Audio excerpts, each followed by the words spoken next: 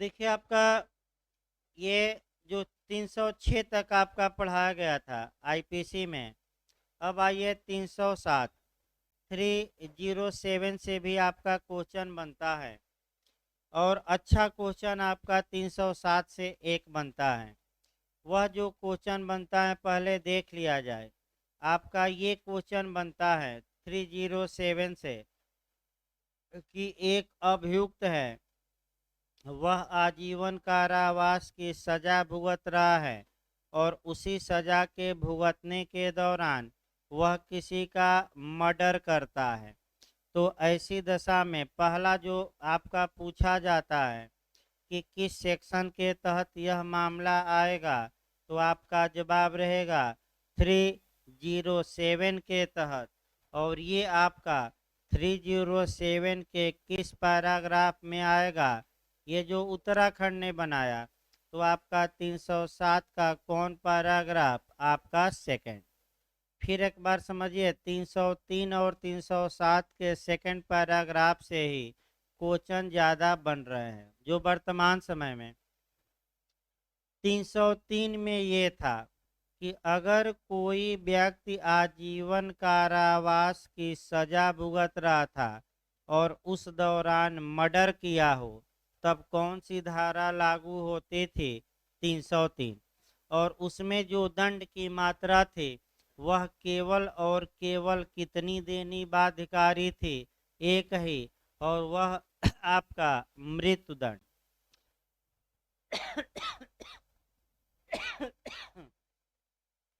लेकिन 307 के para number second में आपका हल्का सा अंतर आएगा, देखिएगा।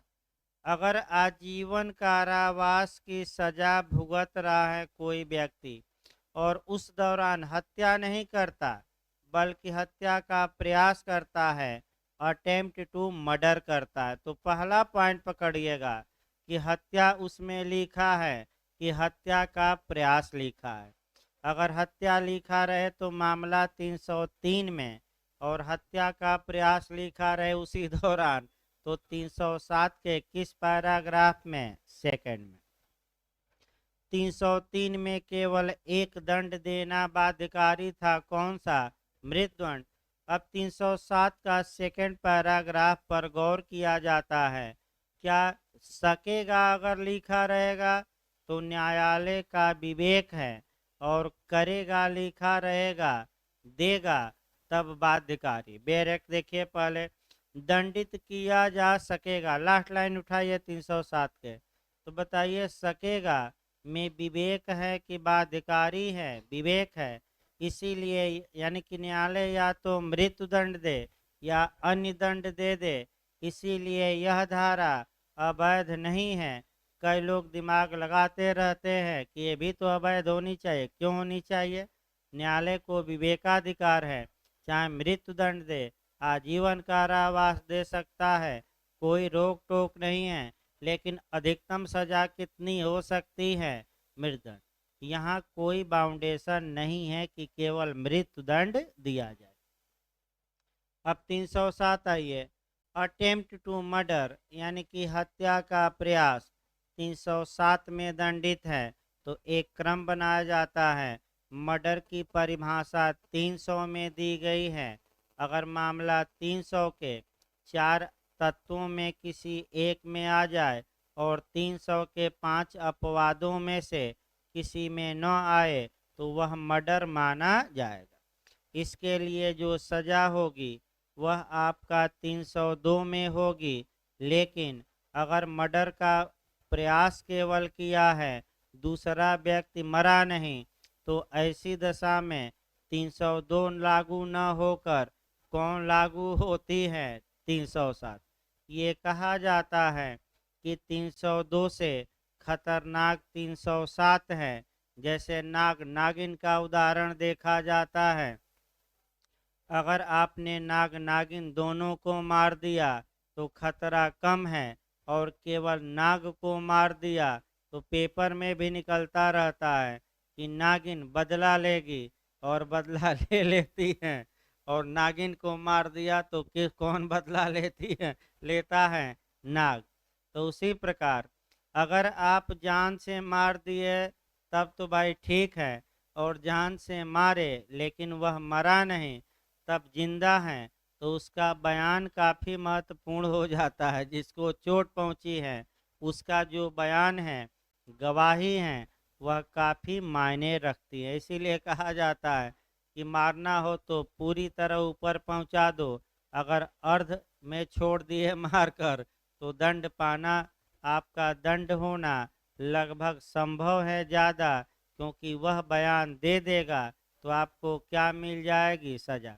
तो 302 से खतरनाक 307 इसलिए माना जाता है कि जिंदा व्यक्ति साक्ष्य देता है कि इन्होंने ही हत्या का क्या किया? प्रयास। तो 300 हत्या, हत्या कर दिए तो 302, और हत्या किए नहीं बल्कि अटेम्प्ट या प्रयास किए तो 307। मॉडल चेंज करिए, मॉडल से आना है भाई प्री का क्वेश्चन। निम्नलिखित में से किसका प्रयास 511 के तहत दंडनीय है? एक कंसेप्ट बना लीजिए। अगर आईपीसी में किसी अपराध का अटेम्प्ट अलग से दंडनीय बनाया गया है तो ऐसी कंडीशन में धारा 511 काम नहीं करेगी। एमपी में भरमाऊ क्वेश्चन बना, आत्महत्या का प्रयास तो 309 में है ही, हत्या का प्रयास तो आपका 307 में, हत्या की कोर्ट में न आने वाले आपराधिक मानववध का प्रयास 308 में, तो 511 क्या इन सब धाराओं में लागू होगी? नहीं, क्योंकि प्रयत्न को अलग से क्या बना दिया गया है, इनमें से कोई नहीं मारना है। 511 आ जाए कि कब लागू होगी? अब कोई और धारा दे, लूट का प्रयास भी भाई दंडनीय है। अगला देखिए आपका 307, अब बैरक देखिए। जो कोई आपका किसी कार्य को ऐसे आशय या ज्ञान से और ऐसी परिस्थितियों में करेगा कि यदि वह उस कार्य द्वारा मृत्यु कारित कर देता तो वह धारा 300 के तहत मर्डर का दोषी होगा। वह दोनों में से किसी भांत के कारावास से, जिसकी अवधि 10 वर्ष तक की हो सकेगी, दंडित किया जाएगा, और जुर्माने से भी। लेकिन अगर पीड़ित को उपहत कारित हो गई है तो दंड की मात्रा बढ़ जाएगी, और अधिकतम कितना होगा? 300 नहीं, अधिकतम कितना होगा? आजीवन कारावास। अब देखिए आपका ए बी पर गोली चलाता है, गोली बी के बगल से निकल जाती है, अटेम्प्ट टू मर्डर ही हुआ, लेकिन बी को कोई क्षति नहीं हुई, तो ए अधिकतम 10 साल तक सजा पा सकता है। लेकिन बी को गोली लगी, गोली ऐसी जगह लगी थी बी को कि मरने का पूरा चांस था, लेकिन किसी तरह क्या हुआ? बी बच गया। तब दंड की मात्रा बढ़ेगी अगर बी को क्या हुआ है? गोली से या लाठी से उपहति, तो दंड कितना पाएगा? अधिकतम अभियुक्त आजीवन कारावास। इसके बाद आपका आजीवन सिद्ध दोष द्वारा प्रयत्न तो बताया गया। अगर कोई व्यक्ति जो आजीवन कारावास की सजा भुगत रहा है उसी दौरान मृत्यु का माने हत्या का प्रयास करता है और उपहत कारित कर देता है हत्या के प्रयास में किसी को, तो उसे अब कौन सी सजा दी जा सकती है? अधिकतम मृत्यु दंड दी जा सकती है। यानी कि न्यायालय या तो मृत्यु दंड दे या आजीवन कारावास भी दे सकता है, क्योंकि मृत्यु दंड देना बाध्यकारी नहीं।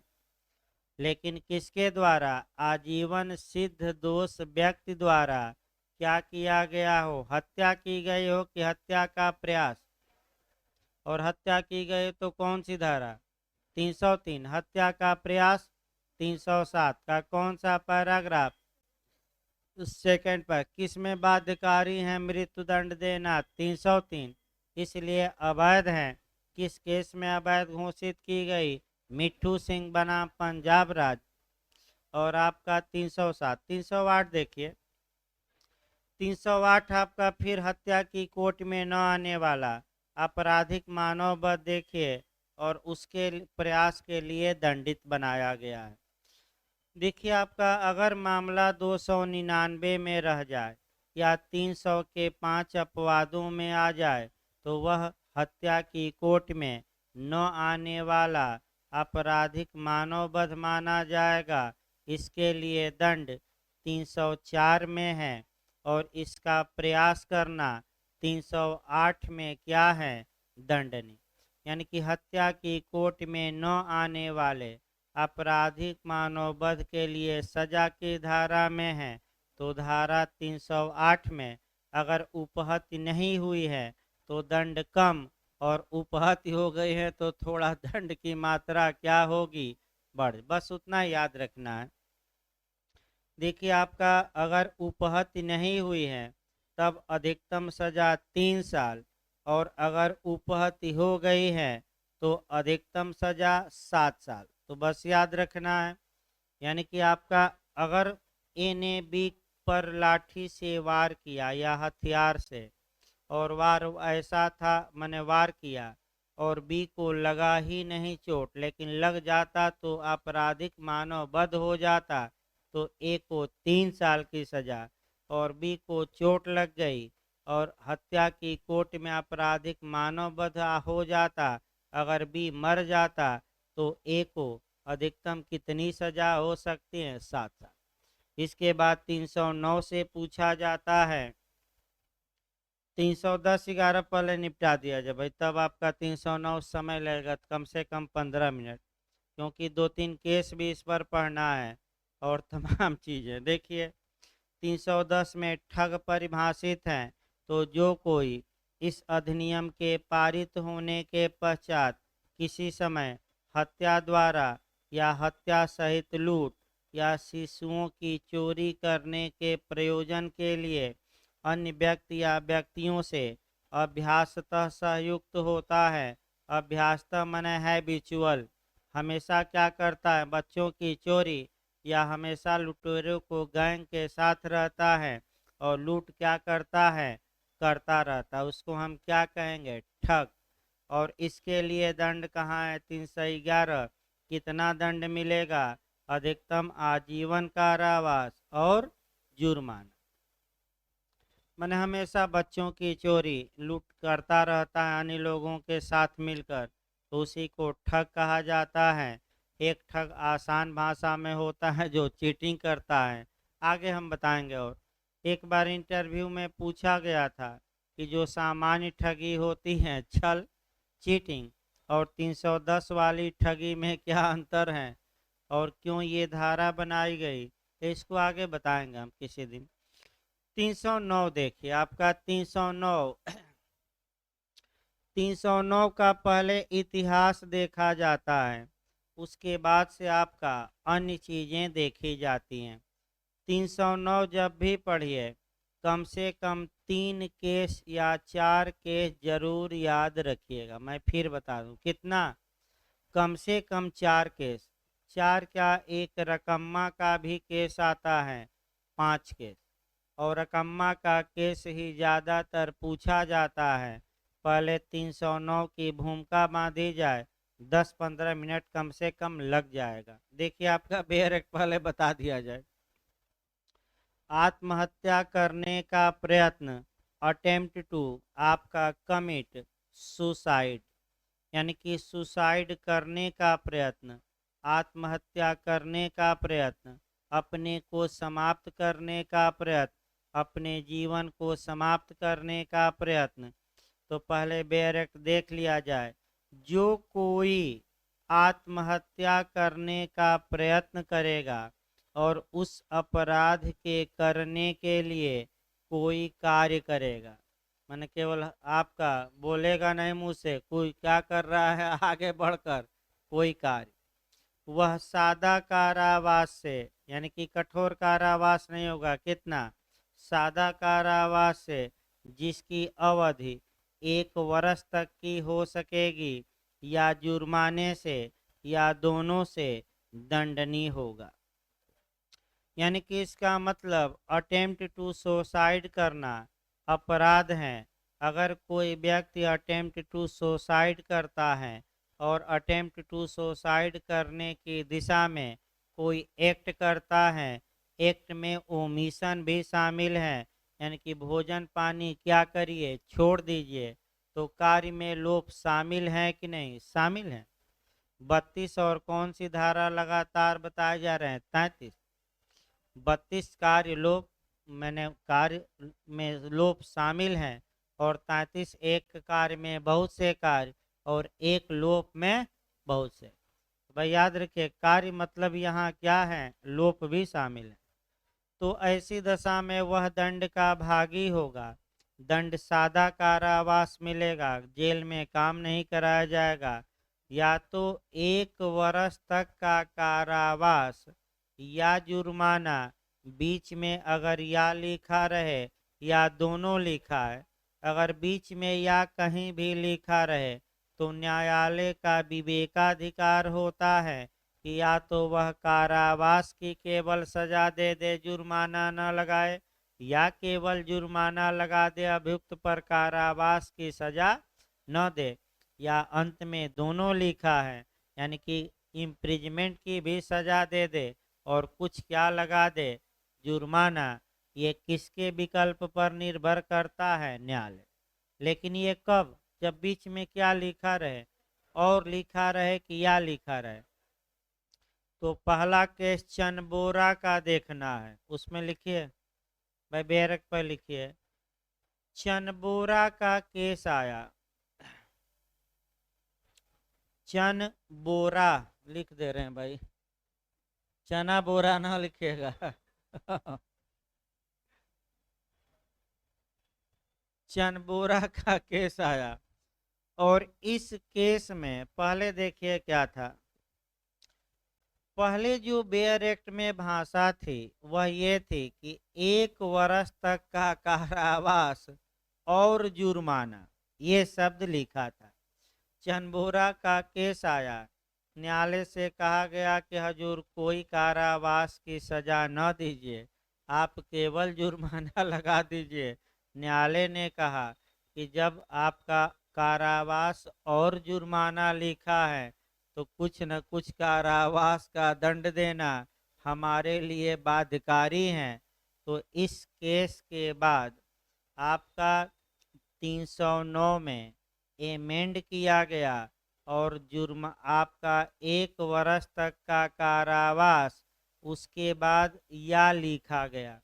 तो यानी कि 309 में किस केस में दिए गए निर्णय के बाद संशोधन किया गया, चनबोरा।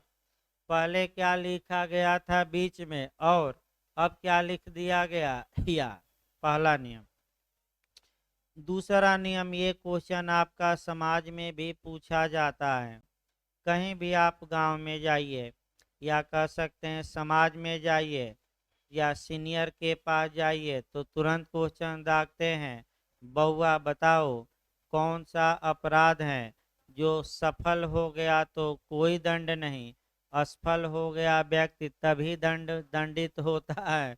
तो आत्महत्या अगर सफल हो गया तो किसको दंड देंगे, आत्मा को, और असफल हो गया तभी दंड दिया जाता है। यानी कि कार्य पूर्ण हो गया तो कोई दंड नहीं, कार्य अधूरा रह गया तभी दंड, सफलता में कोई दंड नहीं, और असफलता में क्या मिलता है।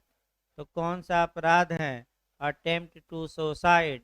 सफल हो गया तो कोई दंड नहीं, और असफल हो गया तभी 309 क्या होगी, लागू। अगला नियम देखिए, शुरुआती दौर में या प्राचीन काल में ये माना जाता था कि व्यक्ति का जो आपका शरीर है वह उसका नहीं है बल्कि स्टेट का है। अतः अगर कोई व्यक्ति आत्महत्या कर लेता था तो बहुत कठोर नियम था। एक तो उसकी लाश का अंतिम संस्कार नहीं होता था, याद रखिए प्राचीन काल में। दूसरा, उसके उसके जो उत्तराधिकारी थे उनकी संपत्ति राज्य छीन लेता था, और संपत्ति से क्या करता था, वंचित। क्यों ऐसा नियम था, क्योंकि प्राचीन काल या मध्यकाल में ज़्यादा युद्ध हुआ करते थे और ऐसी दशा में मानव की ज़्यादा आवश्यकता थी और ये माना जाता था ये जीवन आपका नहीं है, किसका है? राज्य का है और आप अपना जीवन स्वेच्छा से त्याग नहीं सकते। धीरे धीरे समाज का विकास होता है और हॉलैंड या नीदरलैंड पहला विश्व का देश है जिसने मर्सी किलिंग को अर्थात दया मृत्यु को, सुख मृत्यु को, पैसिव यूथेनेसिया को, सब एक ही हैं, सुख मृत्यु, दया मृत्यु, पैसिव यूथेनेसिया या अपनी स्वेच्छा से अपने प्राण को त्याग देने को विश्व में पहली बार मान्यता दिया गया। हॉलैंड या उसी को नीदरलैंड कहते हैं। तत्पश्चात तमाम देश धीरे धीरे मान्यता देने लगे। भारत में फिर आया कि 309 अवैध हैं क्योंकि आर्टिकल 21 में जीवन जीने के अधिकार में मरने का अधिकार क्या है शामिल। अब केस वाइज चंदबोरा का हटा दीजिए, अब कुछ उदाहरण देख लिया जाए तब केस वाइज चला जाए भाई। एक औरत कुएं में कूदने के लिए तेजी से दौड़ती हुई जा रही थी, तब तक बीच में ही लोगों ने पकड़ लिया। औरत ने कौन सा अपराध किया? आत्महत्या का प्रयास किया, आपका आपराधिक मानववध का प्रयास किया और अंतिम देगा कोई अपराध नहीं किया। तो बताइए क्या मार कराएंगे? ये रकम्मा का केस है। औरत दौड़ा दीजिए तो कौन सा केस है? हाँ, तो किसकी ओर दौड़ रही थी? हाँ, ये नहीं कि कह दीजिए पार्क की ओर क्योंकि कई बदमाश ऐसे भी हैं जो किसकी ओर दौड़ा देंगे। जैसे कि एक आदमी बैठा है भारद्वाज पार्क में और कहा कि आइए यहाँ, फोन किया तो औरत दौड़ते हुए कोचिंग से कहाँ चली गई? भारद्वाज पार्क में। तो भाई ऐसा न करिए कि बीच में एक्सीडेंट हो जाए। पूरी सतर्कता और क्या, चलिए सावधानी से, दौड़ना नहीं है, आराम से जाइए कोई हाँ, तो भाई भाई किसी को बुरा न लगे क्योंकि एक दो उदाहरण ऐसे दिए जाते हैं कि कुछ लोग ये समझते हैं कि सर हम ही पर दे रहे हैं और भाग जाते हैं कोचिंग से। कई बार ऐसा हो चुका है।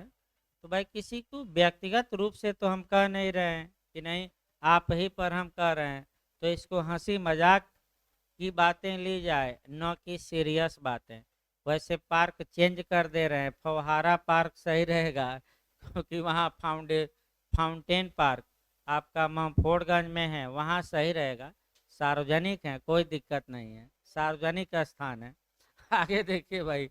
अब ये इस उदाहरण में अब पूछा जाता है क्यों नहीं कि कोई अपराध, क्योंकि फिर एक बार याद रखिए, प्रयत्न से पहले वह औरत अभी भी उसके पास मौका था कि कुएं में कूदने के पहले वह अपना विचार क्या कर सकती थी? बदल सकती थी। हो सकता है डरवा रही हो लोगों को और वहां जाकर क्या हो रुक जाए, भाई ये भी तो हो सकता है, इसलिए कोई अपराध नहीं किया। फिर एक दो ऐसे उदाहरण देखिए। एक व्यक्ति आपका चूहा मारने की दवा मार्केट से लाया, बी पुलिस के पास गया कि हम ही को मारेगा। यहाँ भी कोई अपराध नहीं हुआ क्योंकि कह सकता है कि कापी किताब चूहा काट दिए थे, मैं जहर तो लाया था लेकिन किसको मारने के लिए? चूहों को, बी को थोड़े। इसी प्रकार आपका तमाम उदाहरण है। एक व्यक्ति आपका भोजन पानी छोड़ दिया है, अब भोजन पानी केवल छोड़ देने से नहीं होगा, ऐसी कंडीशन में आ गया है कि अगर अब डॉक्टर की रिपोर्ट महत्वपूर्ण होती है, अगर अब वह भोजन नहीं किया तो उसके जीवन पर क्या आ जाएगा? संकट। तो डॉक्टर की रिपोर्ट, डेली चेकअप होता है जो आमरण अनशन करते हैं, और जैसे पुलिस को लगे कि अब अगर इसे गिरफ्तार करके जबरदस्ती ग्लूकोज नहीं चढ़ाया गया तो संभावना है कि ये कहाँ पहुँच जाएगा। अब एक आदमी कह रहा है कि मैं आमरण अनशन करूंगा, अनशन करूंगा, तो आत्महत्या का थोड़े प्रयास किया, आमरण अनशन पर बैठ गया, अभी भी नहीं किया, 5 दिन भोजन नहीं किया, अभी भी नहीं किया, लेकिन डॉक्टर की रिपोर्ट आ गई कि अगर कुछ ये नहीं खाया तो इसकी जान को क्या है खतरा। तब तो भाई अब मुश्किल हो जाएगा, और 309 में अटेम्प्ट टू सुसाइड माना जाएगा। याद रखिएगा ये। हम्म। अभी आ रहे हैं भाई, थोड़ा धैर्य रखिए, अभी केस के माध्यम से आपका नहीं चला। ये तो कुछ उदाहरण बताए गए जो आपका 309 में थे, और भी तमाम उदाहरण हैं। अब केस के माध्यम से आया जाए भारत में। भारत में जो पहला केस आता है पी रथीनम बनाम भारत संघ का, 1994 का, याद रखिएगा, पहला केस है, लीडिंग केस पी रथीनम। पी रथीनम या रतिनाम भी कहीं कहीं लिखा रहता है। पी रथीनम बनाम यूनियन ऑफ इंडिया का केस आता है, और ये केस है आपका 1994 का, सुप्रीम कोर्ट का।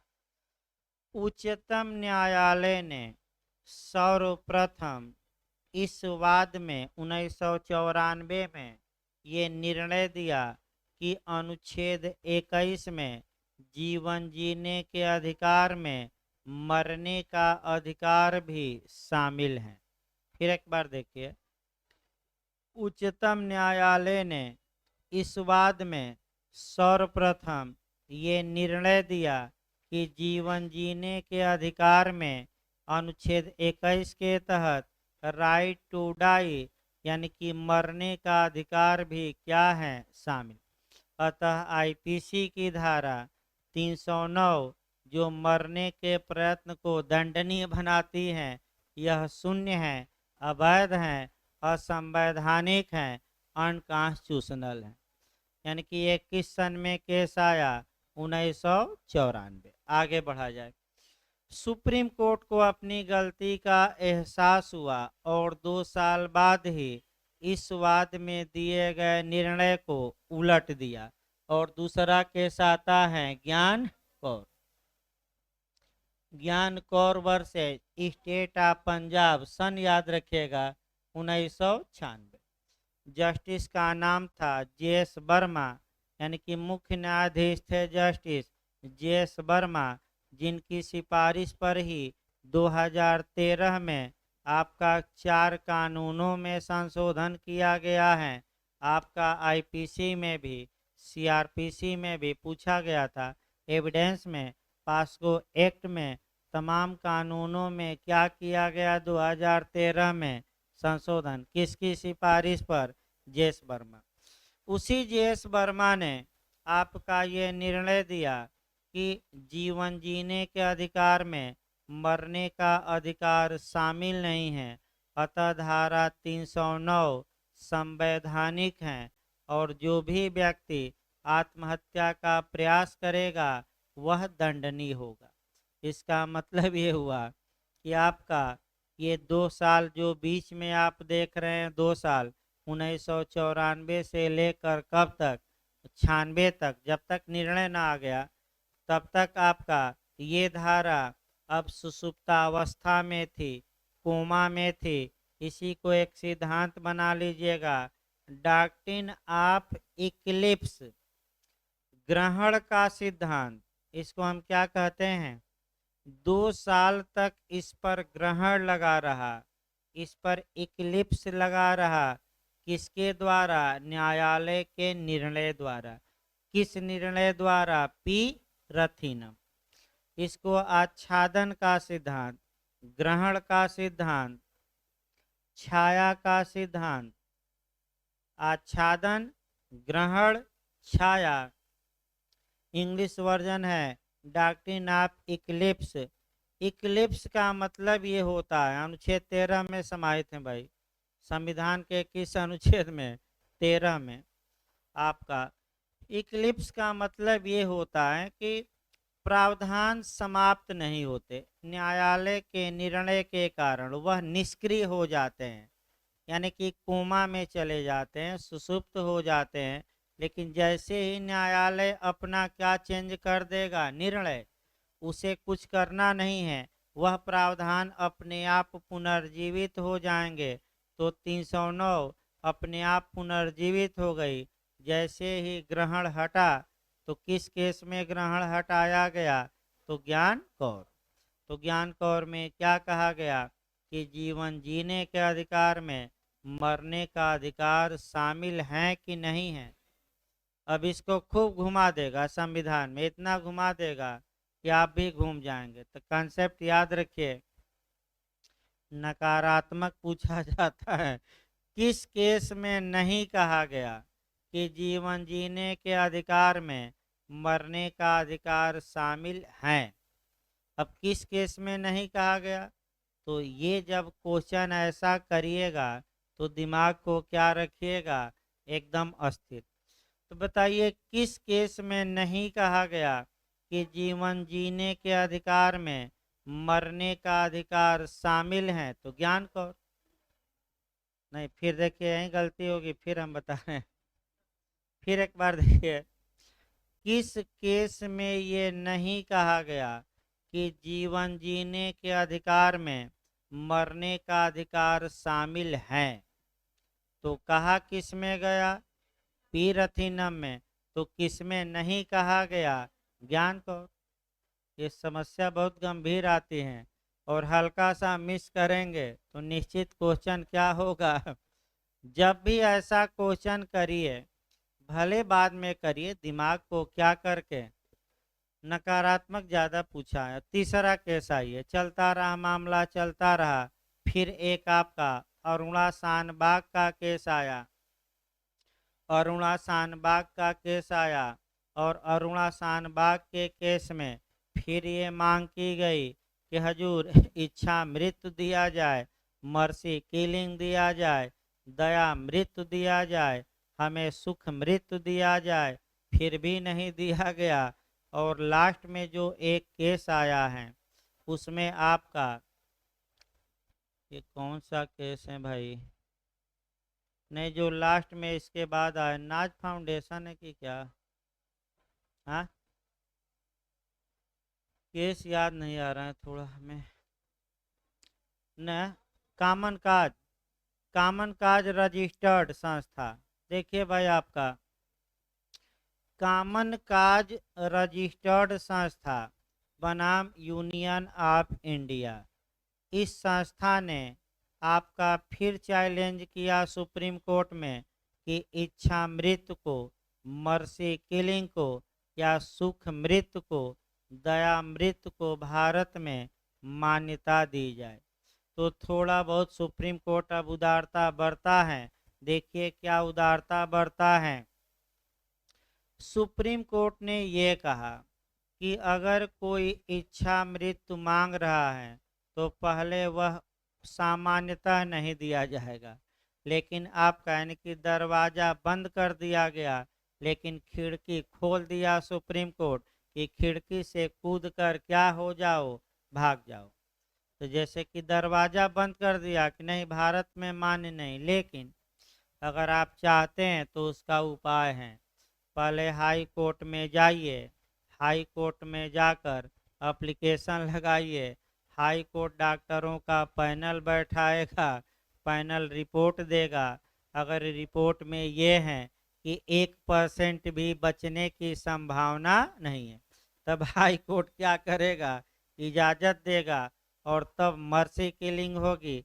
तब डॉक्टर इंजेक्शन देकर जहर या इत्यादि का क्या करेंगे? मार सकेंगे। यानी कि अभी भी आपका काफ़ी मुश्किल काम है कि अपनी इच्छा से मरने का अधिकार, लेकिन बार बार चैलेंज किया जा रहा है, और हो सकता है कि भविष्य में सुप्रीम कोर्ट यह अधिकार भी क्या करे? प्रदान कर दे। वैसे नज़ीर दिखाई गई कि हजूर 34 से 35 देश इस अधिकार को मान्यता दे चुके हैं, पैसिव यूथेनेसिया को। अतः आप भी दीजिए। लेकिन भारत के सुप्रीम कोर्ट ने मानने से क्या कर दिया? लेकिन एक खिड़की खुली रखी कि आप कहाँ जाइए? High court. हाई कोर्ट की जज सुनवाई करेंगे, आपका मेडिकल टीम बैठेगी, मरीज की जांच करेगी। अगर मेडिकल रिपोर्ट पर निर्भर करेगा, उसके बाद हाई कोर्ट इजाज़त दे, तब मर्सी किलिंग